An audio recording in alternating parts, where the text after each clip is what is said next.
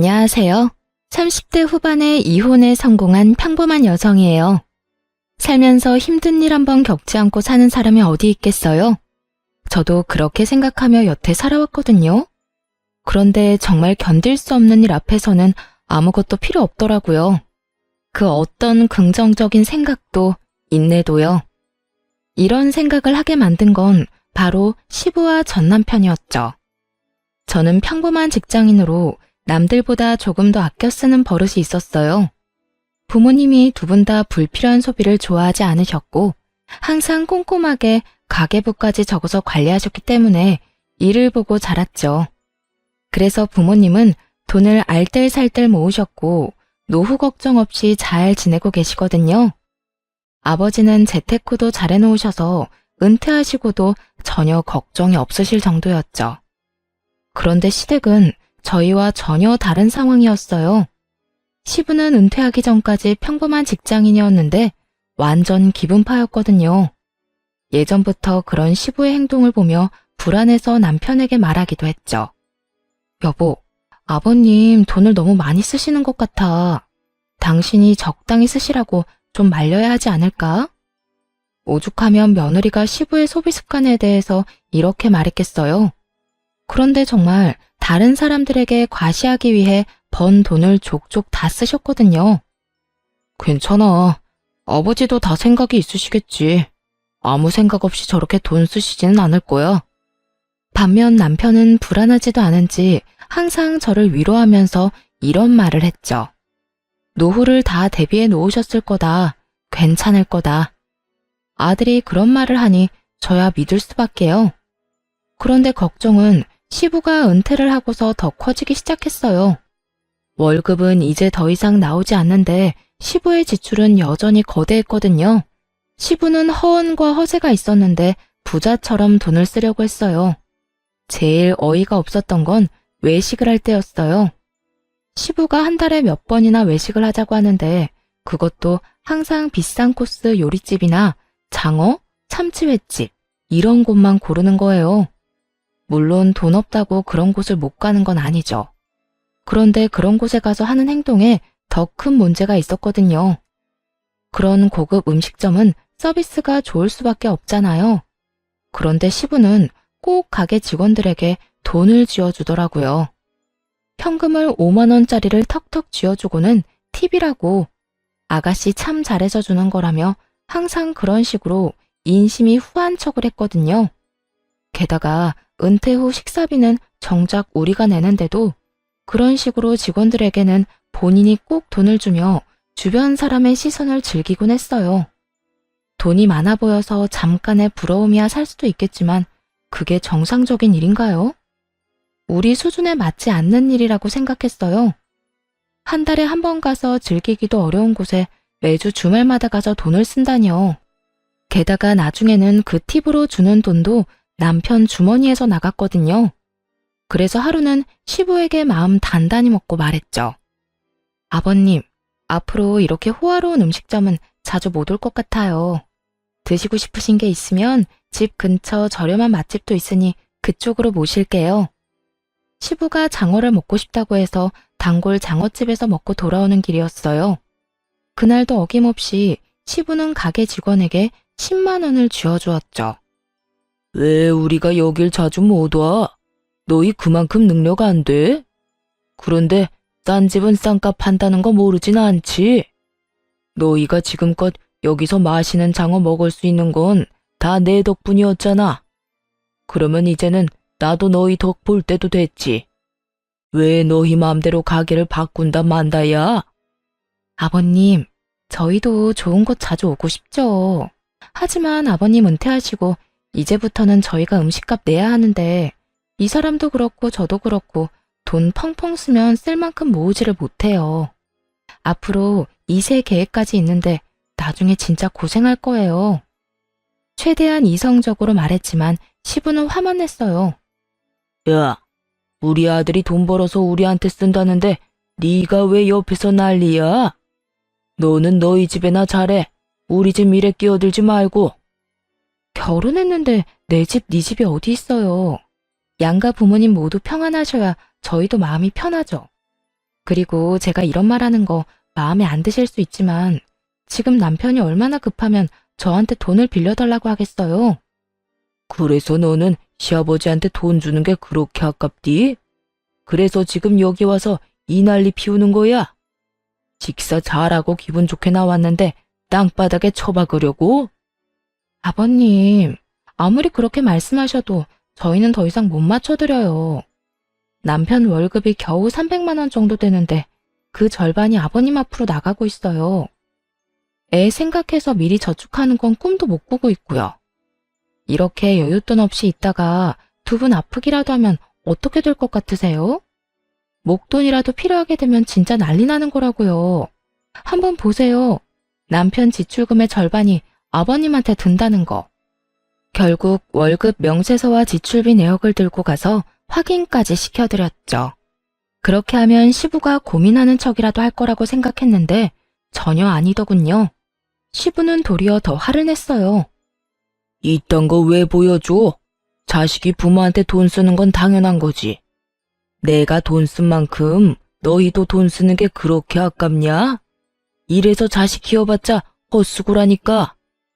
네, 그간 아버님 덕분에 비싸고 좋은 곳 많이 간 것도 사실이죠. 하지만 저희가 가고 싶다고 간 건 아니잖아요. 그리고 분명히 말씀드렸어요. 제발 소비를 좀 줄여달라고요. 이대로라면 아버님이 쓰시는 돈 저희가 고스란히 드려야 하잖아요. 그러니 걱정돼서 이런 말씀 드리는 거예요. 은퇴한 부모님께 자식들이 돈 쓰는 거 당연하다고 생각해요. 그런데 아버님은 딱히 필요 없는 곳에 돈을 낭비하시잖아요. 필요 없는 곳? 넌 내가 남들 접대하고 너희들하고 좋은 음식점에 오는 게 필요 없다고 생각하냐? 네, 근처 맛집만 가더라도 이렇게 비싸지는 않아요, 아버님. 그리고 오늘도 보세요. 모두가 아버님처럼 직원한테 돈 주는 거 아니에요. 우리나라가 팀 문화가 있는 것도 아니고요. 직원들이 우리한테만 눈에 띄게 더 잘해준 게 있나요? 그렇지도 않은데 아버님은 괜히 돈 쥐어주시고 그 사람이 고맙다고 하면 기분 좋아하시잖아요. 지금까지는 이야기하기 조심스러운 부분이라고 생각해서 참았지만 이제는 은퇴하셨으니까 저희 생각에 따라주시면 좋겠어요. 너는 그럼 팁 주는 게 아까워서 지금 나한테 이딴 소리나 하는 거냐? 나더러 질 떨어지는 가게나 가서 급 떨어지는 인간들하고 같이 식사하라고? 아버님, 같이 즐겁게 식사하는데 질이랑 급을 왜 나누시나요? 중요한 일이 있으시면 좋은 곳에 가실 수도 있죠. 그런데 아버님은 별일이 아니더라도 꼭 그런 곳에서 식사하고 돈을 내시잖아요. 보세요. 여기 남편 카드 명세서. 아버님이 쓰신 돈 메워놓느라 다른 곳에는 돈을 못 써요. 시부와의 대화는 다람쥐 쳇바퀴 돌듯 같은 자리에서 뱅뱅 돌기만 했습니다. 시부가 일할 때도 못마땅해서 남편에게 몇 번이나 얘기를 했었는데 은퇴 후에도 이렇게 돈을 쓰는 걸 보니 미치겠더라고요. 저 상태로 시부가 늙으면 그 돈을 부담해야 하는 건 다 우리잖아요. 게다가 자식이 많은 것도 아니고 아들 달랑 하나뿐인데 그 아들에게 모든 노후를 짊어지도록 만드는 시부가 전혀 이해가 안 됐어요. 그렇지만 아무리 말해도 기등으로도 듣지 않고 의견을 굽히지도 않더군요. 그래서 시부에게 최후의 방법을 쓰기로 마음먹었어요. 아버님, 이것까지는 말씀 안 드리려고 했는데 이 사람 지금 빚까지 지면서 아버님 돈 갚고 있어요. 무려 제 친정 아버지께요. 친정이라는 단어는 정말 말하고 싶지 않았어요. 생색 같은 거 내고 싶은 마음도 없었고 부담을 주고 싶은 것도 아니었어요. 그저 시부를 멈추게 하기 위해 약점을 건드려야겠다는 생각뿐이었죠. 그건 역시 저의 친정, 시부가 가장 싫어하는 단어였어요. 시부와 친정아버지는 같은 지역 출신으로 서로의 지인을 많이 알고 있었거든요. 결혼 전에도 건너 알 정도로 지인이었는데 결혼하면서 사돈이 된 거예요. 친정아버지는 동네에서도 소문난 알부자였고 시부도 그걸 알고 있었어요. 그렇지만 아버지도 저도 과소비나 낭비는 절대로 하지 않는 사람들이었어요. 그래도 돈을 써야 할 때는 아끼지 않고 쓰는 편이었죠. 시부는 그런 친정아버지에게 기묘한 열등감을 가지고 있는 게 틀림없었어요. 특히 이런 식으로 친정 도움을 받는 걸 정말 못 견뎌 했거든요.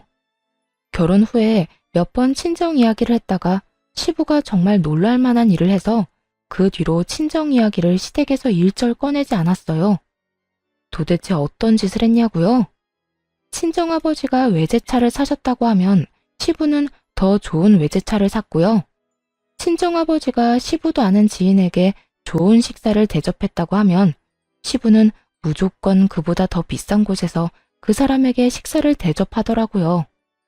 아무래도 계속해서 이러다가는 집안 뿌리 뽑겠다는 걱정이 들어서 그 뒤로는 절대 시부에게 친정아버지 얘기를 꺼내지 않았죠. 남편도 그런 상황을 알고 있었으니 걱정스럽게 말하더군요. 여보, 친정 얘기는 하지 않기로 했잖아. 다급하게 저를 말리는 남편에게 시부가 화를 버럭 냈어요. 야, 너는 차라리 대출을 받았어야지. 처갓집에서 돈을 왜 빌려다 써? 부끄럽지도 않아? 쪽팔리지도 않아? 너 능력 없는 놈이라고 여기저기 소문낼 일이 있어? 아버지, 대출이자가 요새 얼마나 높은지 아세요? 그래요. 처갓집에서 돈 빌렸습니다. 5천만 원 차용증까지 써서 빌렸어요. 무이자로 편할 때 갚으라는데 그 좋은 조건 놔두고 왜 대출을 써요? 제가 돈 빌린 것도 다 아버지 때문인데. 그래서 지금 돈 적게 쓰시라고 말씀드리고 있는 거잖아요. 친정에서 돈을 빌리자고 말한 건 저였어요. 시부가 감당할 수 없을 정도로 돈을 계속 쓴다면 그 돈이 어디에서 나왔는지 알려줘서 혼쭐을 좀 내줄 생각이었죠. 하지만 남편과 제가 뭔 말을 해도 시부는 눈썹 하나 까딱 안 했어요. 그러니까 제발 돈 좀 아껴 쓰세요. 그리고 전에 드렸던 카드도 이제 못 쓰실 거예요. 유효기간 만료됐는데 재발급 안 할 생각이거든요. 그럼 내 용돈은 너희가 당연히 줘야지. 대신 매달 50만 원씩 드릴게요. 그런데 카드는 다시 못 드려요. 만약 쓰고 싶으시면 남편이 빌린 돈부터 저희 아버지랑 해결하고 나서 말씀하세요. 그 돈 온전히 아버님 때문에 빌린 거잖아요. 갚으라고 하진 않을 테니까 제발 앞으로 더 쓰지만 마세요. 그렇게 이야기하자 결국 시부가 꼬리를 내리더군요. 내가 왜 사돈이랑 돈 이야기를 해? 그것도 내 허락 없이 빌린 돈으로. 그건 너희가 알아서 해야지. 정말 더럽고 치사해서 이제 너희한테 돈 달라고 안 한다. 그러니까 앞으로 이런 선 넘는 말 나한테 하지 마라. 어디 며느리가 눈에 힘 빡 주고 시아버지를 쳐다보면서 지적질이야? 할 말이 크게 없었는지 시부가 마지막으로 투덜거리고는 집으로 돌아갔어요. 그 모습을 보면서 진짜 가슴을 쓸어내렸잖아요. 이렇게까지 했으니 좋아질 거라는 생각을 하면서요. 그런데 세상 일이 그리 만만한 게 아니더군요. 몇 달간 연락이 없어서 시부가 드디어 정신 차렸다고 생각했거든요. 시부에게 놓은 따끔한 주사가 약발을 제대로 발휘하나 보다 했는데 그게 절대 아니었다는 걸 깨닫게 됐어요. 카드를 끊고 매달 용돈을 정해줬으니 안심한 제가 정말로 순진한 사람이었더라고요. 시부는 그 이후로도 수많은 지인들에게 돈을 펑펑 쓰고 돌아다녔어요. 예전보다 더 많이, 더 성대하게 말이죠. 그 소식을 어떻게 들었는 줄 아세요? 바로 친정아버지의 입을 통해 알게 됐답니다. 야, 너희 시아버지 지금 난리도 아니던데 괜찮은 거 맞아? 어머니에게 반찬을 받으러 친정에 잠시 들렀는데 친정아버지가 걱정스러운 얼굴로 말을 건네셨어요. 어? 무슨 난리? 우리 요새 연락 많이 안 해. 주말마다 가던 것도 한 달에 한 번으로 줄였고. 근데 무슨 일인데? 모임 사람들 몇 명 데리고 가서 완전히 돈 펑펑 쓰고 왔다는데 저번에 식사 같이 하고 온 정 사장이 그러더라고. 은퇴 기념이라고 식사 대접했다는데 영수증에 찍힌 돈이 300만 원이 넘었단다. 10명 정도 갔다는데 밥만 먹어서 그만큼이면 대체 얼마나 비싼 데를 간 거냐? 저번에 우리 사위가 나한테 돈 빌려갔는데 그거 알고는 있는 거야? 그 이야기를 듣는데 눈앞이 노래지더군요. 고작 한 끼를 먹는데 300만 원 넘게 지출한 시부. 낭비벽이 사라진 게 아니었어요. 너무나 걱정되는 건 그 돈이 도대체 어디서 나왔냐는 거였죠. 집에 돌아오자마자 남편을 닥달했어요. 여보, 당신이 좀 알아봐봐. 아버님 도대체 무슨 생각으로, 아니, 무슨 돈으로 그렇게 지르신 건지. 여보, 이제 그만 좀 해. 아버지한테 돈도 적게 드리고 있고 카드도 안 드렸잖아. 그러면 알아서 돈 쓰고 계시는 거겠지. 우리가 그런 것까지 어떻게 다 신경 쓰면서 살아? 전에 얘기한 거 잘 알아들으셨을 테니까 이제 제발 그만 좀 하자, 어? 그걸 떠나서 아버님이 지금 돈을 너무 많이 쓰고 계신 거잖아. 하루에 300만 원 이상 지출이 나오는데, 여보, 이건 그냥 아버님께 맡겨서 될 일이 아니라고. 무슨 일인지 확인을 해야 해. 당장 어디서 그 돈이 났겠어? 대출이라도 받으신 거면. 걱정 그만하래도. 그리고 막말로 우리가 아버지 인생에 이렇게 간섭하는 거 그것도 좋지 않은 거야. 아버지 이해하려고 노력해야지. 왜 매번 아버지 하는 일마다 딴지를 걸어? 일이 한 번 터지면 너무 규모가 클 테니까 그렇지. 그래서 지금 확인도 안 해보겠다는 거야? 아버지 뒷조사는 좀 아닌 것 같아. 조금만 지켜봐주면 안 되겠어?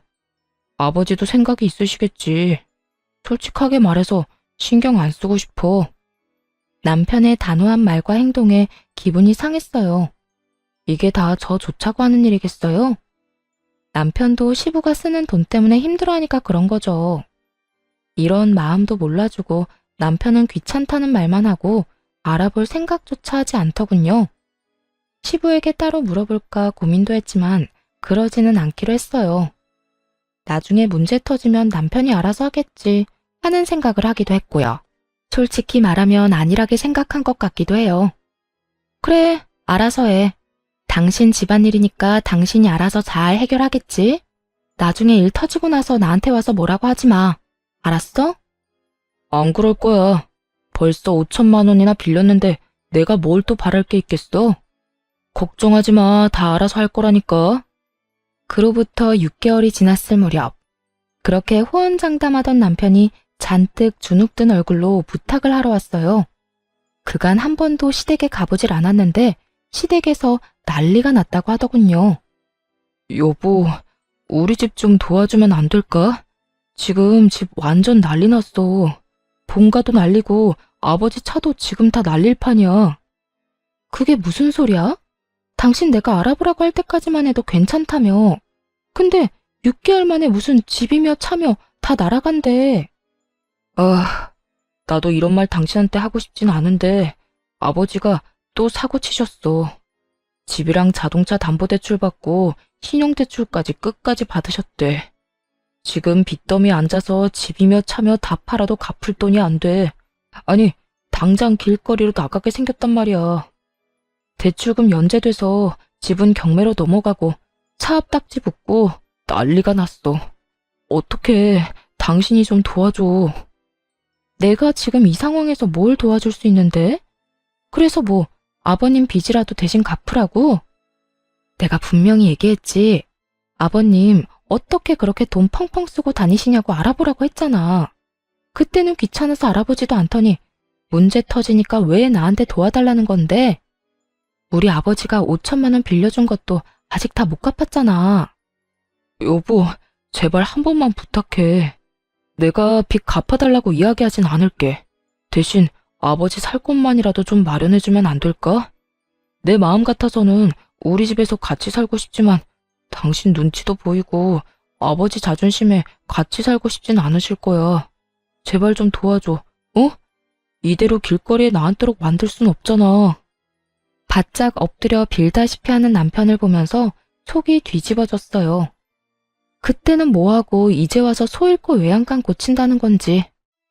일단 아버지한테 얘기해볼게. 근데 이런 식으로 해결될 일 아니야. 당신 아버지한테 따끔하게 이야기 좀 하라고. 이게 몇 번째야? 아버님이 바뀌셔야 이런 상황이 또 일어나는 걸 막을 수 있어. 어쩔 수 없이 친정아버지에게 연락을 했어요. 자초지종을 설명하고 쓸 수 있는 집이 있는지 물어봤죠. 아버지는 한숨을 쉬시더니 아버지 명의의 집을 하나 이야기하시더라고요. 내키지 않으셨겠지만 딸 일이라 도움을 주신 거였을 거예요. 몇 달 전까진 조부모님이 쓰시던 집이었는데 생각보다 상태가 매우 좋았어요. 그 안에 있는 가구며 가전이 2년 전에 새로 싹 들여온 것들이라 그대로 몸만 들어가 살아도 될 정도였죠.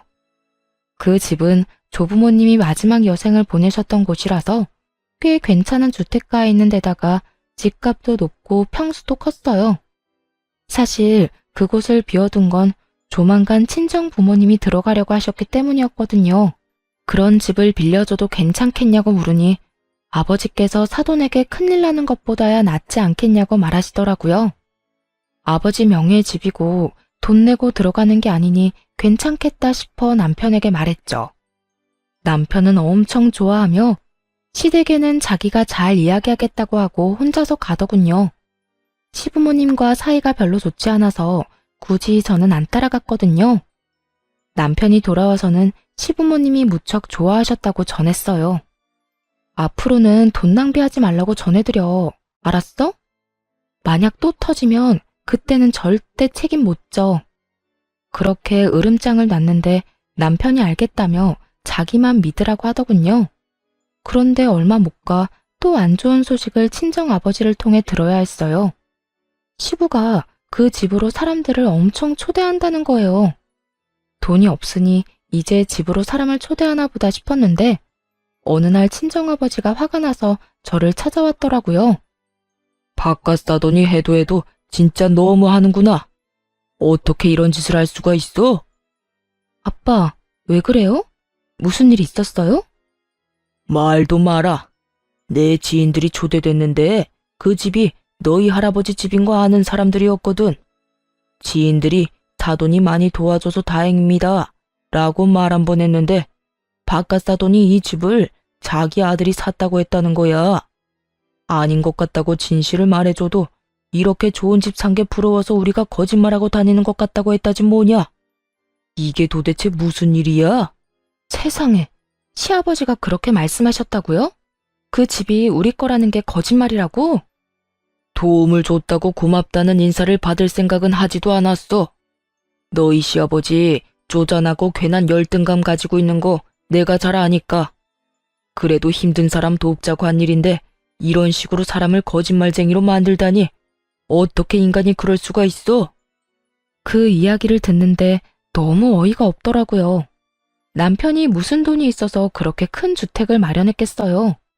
누가 봐도 빌렸을 게 뻔한데 아들이 산 집이 되다니. 게다가 문제는 시부의 허언증에 저희 부모님이 거짓말쟁이가 되어버렸다는 거죠. 그래서 그날 저녁 남편에게 따졌어요. 이야기해봐. 이게 어떻게 된 일이야? 우리가 빌려준 그 집이 어떻게 당신이 사준 집이 된 건데. 여보, 그냥 그런 걸로 하면 안 돼? 지금 부모님이 거기서 살고 계시잖아. 빌려서 살고 있다고 하면 아버지도 좀 창피하시니까 그런 말을 한 거겠지. 그럼 너는 이게 괜찮아? 당신 가족이 친 사고 때문에 우리 아버지는 돈도 빌려주고 집도 빌려줬어. 그런데 지금 주변 지인분들한테 거짓말쟁이로 찍혔다고. 누가 그게 괜찮다고 했어? 거기 살고 계신 우리 부모님은 그냥 놔두자고 하는 말이잖아. 그럼 우리 부모님은 뭐가 되는데? 부끄러운 건 아버님 몫이지 우리 부모님 몫이 아니야. 진짜 실망이야. 당신이 어떻게 우리 집에 이런 식으로 해? 은혜를 원수로 갚는 것도 정도가 있지. 이건 뭐 원수가 아니라 아주 쑥대밭을 만들었잖아. 당신이 조금만 참아주면 안 돼? 아버지가 그 성격에 얼마나 눈치 보이고 답답하셨으면 그러셨겠어. 그러게, 돈을 누가 그렇게 펑펑 쓰래? 그 뒷수습은 우리 집이 다 했는데 결국 돌아오는 건 뒤통수다 이거지? 됐어. 나 이제 안 도와줄 거야. 우리 이혼해. 헤어지고 당신한테 빌려준 거 다 받아낼 거야. 그렇게 하면 우리 아버지 거짓말쟁이라는 소문도 다 사라지겠지. 여보, 갑자기 이혼이라니 무슨 소리야. 절대 안 돼. 너무 감정적으로 굴지 마. 그런 소리해서 미안해. 내가 한 사람 한 사람 다 찾아가서 오해가 있었다고 설명할 테니까. 아니, 그럴 필요 없어. 생각해보니까 이렇게 하는 게 맞아. 언제까지고 친정이 당신 집안 뒤치다꺼리 해줄 수는 없잖아. 이제 그만하자. 여기까지 해. 그렇게 이혼하자고 했지만 역시나 남편은 받아들이지 않았어요. 이혼하게 되면 빌린 돈도 다 갚아야 했고 집도 다시 되돌려줘야 했으니까요. 하지만 이미 정이 확 떨어져 버린 걸 어쩌겠어요. 마음이 초조했는지 남편이 사정하고 비는데도 바로 소송 시작했어요. 당신이 아버님 사고 친 거 수습하면 합의 이혼 정도는 할게. 그런데 수습도 안 하면 합의는 절대 없을 거야. 그리고 이혼하고 나면 내가 그 집에서 살 테니까 당신 부모님한테 다른 집 구하시라고 전해줘. 여보, 진짜 이럴 거야? 왜 이렇게 사람이 냉정해? 날 이렇게 만든 건 당신 집안 사람들이야. 내 탓을 하지 말고 당신 아버지를 탓해. 난 뒤통수 치는 사람들하고 가족 못해. 결국 이혼 소송이 진행됐습니다. 그동안에도 시부모는 연락 한 번 없었어요. 하긴 생각해보면 저와는 사적으로 연락한 적이 별로 없으니 그러려니 했죠. 곧 남이 될 며느리한테 뭐라 할 말이 있겠어요? 그런데 이혼 판결이 났는데도 시부모가 그 집에서 나갈 생각을 하지 않더군요. 전 남편은 연락을 받지도 않았고요. 설마 이대로 모르쇠 하고 눌러앉으려는 건가 의심하는 차에 친정아버지가 모임에 가셨다가 노발대바람에 오셨어요. 그 인간들 골 때리는 짓 계속하네. 이번에는 생일잔치 한다고 우리 집에 사람들 초대했단다. 세상에 무슨 낯짝으로 그런 짓을 해? 나가라는데도 안 나가고. 오히려 그 말을 듣고 이번이 기회라고 생각했어요. 그래서 생일잔치에 초대되었다는 분들이 그 집에 갈 때 따라갔죠. 집 안으로 들어가니 난리도 아니더군요. 전 시부 생일이랍시고 온갖 치장을 해놓고 조부모님의 텃밭마저 헤집어놨더라고요.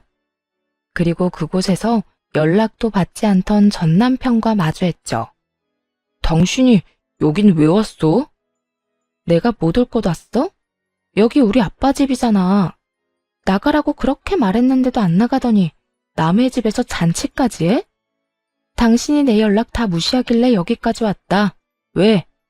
당장 짐 싸서 나가? 그러자 전 남편이 급히 다가오더니 손을 붙들고 내보내려고 하더군요. 그때 전 시부가 나타났어요.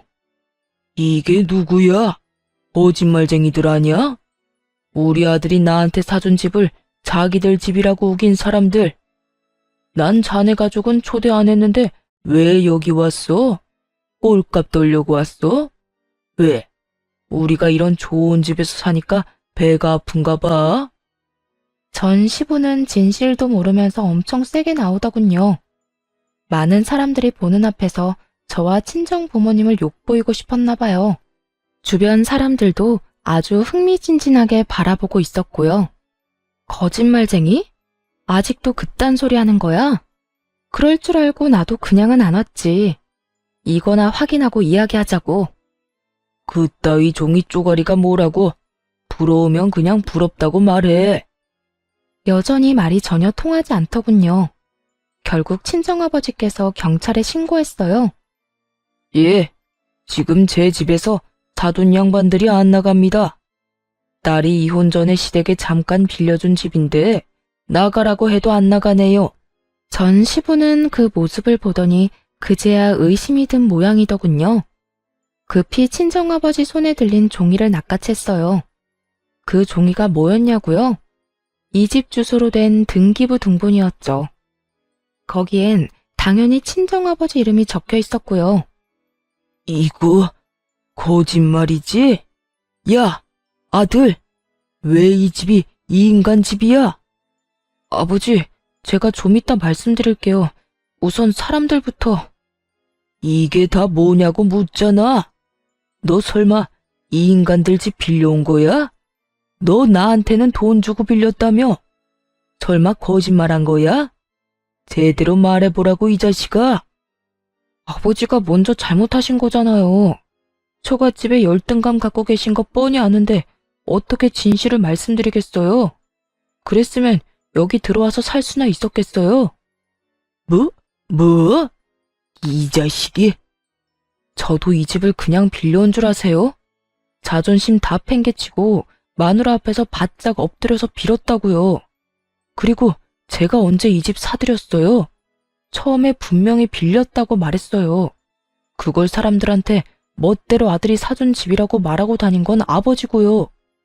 전 남편의 폭탄 발언에 주변에 있던 사람들이 모두 쑥덕거렸어요. 그럼 이 집이 진짜 자기 집이 아니었던 거야? 사람들한테는 자기 아들이 사준 집이라고 그렇게 자랑을 하더니 아무리 허풍이 세도 그렇지 거짓말을 하면 쓰나? 게다가 진짜 집주인을 거짓말쟁이로 모함한 거지? 최악이다. 그런데 차압딱지랑 경매는 또 뭐야? 우리한테는 집 팔고 새 집에 이사 왔다고 하지 않았어? 우리한테도 거짓말한 거지 뭐. 어풍쟁이가 거짓말 하루 이틀 하나? 자식만 불쌍하네.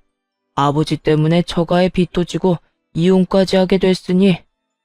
사람들의 목소리가 커질수록 전 시부와 전 남편의 싸움도 더 격해졌어요. 제발 이제 그만 좀 하시라고요. 입만 열면 거짓말인데 제가 불쌍하지도 않으세요? 저 이제 돈 한 푼도 없이 살아요. 왜 넌 능력이 그것밖에 안 돼? 아들이 아버지 부양하는 게 당연한 건데. 그리고 처음부터 이 집이 저 인간들 집인 거 알았으면 나도 여기 안 들어왔어. 아버지를 돕지 말 걸 그랬어요. 거리에 나앉아서 구걸을 하든 말든 신경 쓰지 말았어야 했다고요. 당신 같은 작자도 아버지라고. 내가 미친놈이지. 와이프가 경고했을 때 알아듣고 연을 끊었어야 하는데. 너 말 다 했냐? 이런 싸가지 없는 놈이. 왜요? 한 대 치시게요? 쳐요 쳐. 한 대 맞고 영 끊읍시다. 나도 이제 아버지 대접 안 할 테니까 아버지도 나한테 자식 노릇 바라지 마세요. 두 사람이 옥신각신하는 모습에 지인들 모두 두 사람을 욕하며 떠나갔어요. 어느새 텅 빈 마당에는 친정 식구와 전 남편 식구만 남았죠. 전 시부가 한숨을 푹 내쉬며 한탄하더군요. 내가 이제 사람들 얼굴을 어떻게 봐? 너랑 네 와이프가 다 망쳤다. 너는 며느리란 애가 꼭 이렇게까지 해야 했어? 우리가 남도 아니고 가족인데. 그 이야기를 듣는데 어이가 없더군요. 가만 보니 전 남편이 이혼 이야기도 안 꺼낸 것 같았어요. 죄송한데 저희 이제 남이에요. 저 남편이랑 이혼했거든요. 그래서 이 집 제가 들어와서 살려고 나가시라고 한 거고요. 전 남편이 연락을 하도 안 받아서 직접 왔으니 그렇게 하시고 돌려주세요. 이미 이혼했다는 말을 듣자마자 시부가 깜짝 놀라더군요. 솔직히 전 시부가 아무렇지 않게 여길 줄 알았거든요. 처음에 지출 좀 줄이시라고 바른말 좀 했다고 싸우고 나서 그 뒤로는 명절에도 한번 가보지 않았으니까요. 시댁에서도 굳이 저를 찾지 않았고요. 그런데 전 시부는 많이 놀란 것 같았어요. 뭐? 야 이놈아! 너는 왜 이 중요한 이야기를 안 했어? 너 얼마 전부터 여기 들어와서 살던 게 별것 때문이 아니라 이혼해서 그런 거였어? 그럼 빌린 돈은, 이 집은, 내가 쓴 돈들은 어떻게 갚을 거야? 역시나 걱정하는 이유가 돈 때문이었더라고요. 얼마나 많이 썼는지 본인이 잘 알 테니까요. 그런 어이없는 전 시부의 말에 전 남편이 더 열받았는지 소리치더군요. 이게 다 아버지 때문이잖아요. 아버지가 사고치는 바람에 와이프가 열받아서 이혼하자고 한 건데 저 진짜 돈 한 푼도 없거든요. 그러자 전 시부가 무너지듯 저한테 다가와 말했어요. 아가, 제발 우리 좀 살려다오. 이 집에서 나가면 우리 갈 곳이 없어. 제발 부탁이다. 조금만이라도 더 살게 해주면 안 되겠니? 벌써 몇 달 동안 기다렸거든요. 이미 이혼 소송하면서 그 집에서 나오시라고 말했는데 전 남편이 안 전했나 보네요. 근데 그게 제 잘못은 아니잖아요. 제가 아버지 집 놔두고 다른 데서 살 필요도 없죠. 지금 돈도 없는데. 그래도 우리가 봐온 정이 있는데 이렇게 한 번만 더 부탁할게. 응? 이대로 길거리에서 구걸이라도 하라는 말이냐? 어떻게 돈이 좀 모일 때까지만이라도 봐주면 안 되겠어? 처음으로 전 시부가 애원했지만 단호하게 퇴거 명령 소송을 해서 내보냈어요. 그리고 그 집에는 제가 들어가게 됐죠. 전 남편은 신혼집을 팔아치워서 저에게 재산 분할과 위자료를 주었고 친정아버지에게 빌린 돈을 모두 갚았어요. 그리고 조금 남은 돈으로 그 사이에 생긴 전 시부 빚을 또 갚았다고 하더군요. 친정아버지 집에서 쫓겨나서는 돈이 없어서 월세를 구하며 살고 있다고 했고요. 정말 웃긴 건 이 난리통을 겪고도 전 시부의 허세병은 고쳐지지 않은 건지 무조건 좋은 곳으로 집을 구해야 한다며 전 남편을 괴롭혔다는 거예요. 그래서 결국에는 전 남편이 한밤중에 몰래 부모님 놔두고 도망갔다고 하더군요. 그 이야기 듣고 얼마나 웃었는지 몰라요. 친정아버지 말로는 전 시부가 모임 사람들에게 돈을 빌리고 있대요. 그동안 비싼 음식 많이 받아먹은 이들이 돈을 좀 빌려줬다는데 그거 가져가고는 갚는 날을 차일피일 미루기만 한다고 하더라고요. 게다가 월세도 제대로 못 내서 매번 쫓겨난다고 하니 여전히 반성은 안 하나 봐요. 그런데 이혼하고 몇 달이나 지나서 전 시부모가 연락을 해왔어요. 중요하게 할 말이 있다며 만나자길래 혹시 몰라 친정아버지도 함께 모시고 갔죠. 무슨 이야기를 하는지 들어보니 가관도 아니더군요. 네 결혼 반지 우리들이 준 돈으로 맞췄으니 그거는 돌려줘야 하지 않니? 한 1,000만 원은 들여서 해준 건데 이혼한 마당에 당연히 돌려줘야지. 우리가 여태 그걸 잊고 있다가 이제 와서 생각나서 연락한 거야. 웃음이 나더군요. 그게 언제적 일인지 침착하게 두 사람에게 말해주었죠. 그 귀금속들 지금 저한테 없어요. 두 분 아드님이 아버님 빚 갚는 데 쓸 거라고 다 되팔았으니까요. 그러자 전 시부의 얼굴이 확 일그러지더군요. 조금이라도 돈을 마련할 수 있을 거라는 즐거운 마음으로 찾아온 것 같은데 이미 팔아버렸다고 하니 당황한 듯 했어요. 거짓말이지? 그걸 왜 팔아? 결혼 반지인데. 우리 아들 지금 여기 없다고 거짓말하는 거면 어디다 팔았는지도 알아요. 그 사람이랑 제가 직접 가서 같이 팔았거든요. 확인하고 싶으시면 말씀드리는 금은방 가서 확인해 보세요. 판매금은 모조리 남편 계좌로 들어갔으니 그것도 확인하시고요. 애꿎은 데서 찾지 마시고 아들한테 달라고 하시지. 그런데 그 사람 어디 갔나 보네요? 그래도 부모라고 책임은 질 줄 알았더니 제 말에 전 시부가 버럭 화를 내더군요. 자식이 왜 말도 없이 떠났는지는 생각해 보지도 않고 그저 신세 한탄만 하는 거 보니 여전한 것 같더라고요. 그 인간 같지도 않은 놈이 우리 버리고 갔어. 이렇게 될 줄 알고 그것도 다 팔고 간 게 틀림없어. 아니, 어떻게 자식 새끼가 부모를 책임도 안 지고 도망이 나가? 이게 말이 되냐? 자식 욕할 거 하나도 없어. 이건 다 자네 잘못이지 않은가? 얼마나 자식 속을 썩였으면 여태까지 참던 자식이 이제 와 도망을 가? 자식이 왜 도망갔는지 몰라서 지금 이래? 어세도 병은 병이야. 이러니 자식이 못 견디고 치를 떨며 떨어져 나간 거지. 정신 좀 차려. 언제까지 이렇게 살 거야? 친정아버지의 따끔한 말에 전 시부는 아무 말도 못하더군요.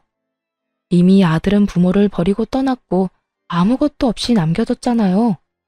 자기 무덤 자기가 팠으니 할 말 없을 수밖에요. 결국 전 시부는 친정아버지와 대화 후 본전도 못 찾고 쫓겨나 버렸죠.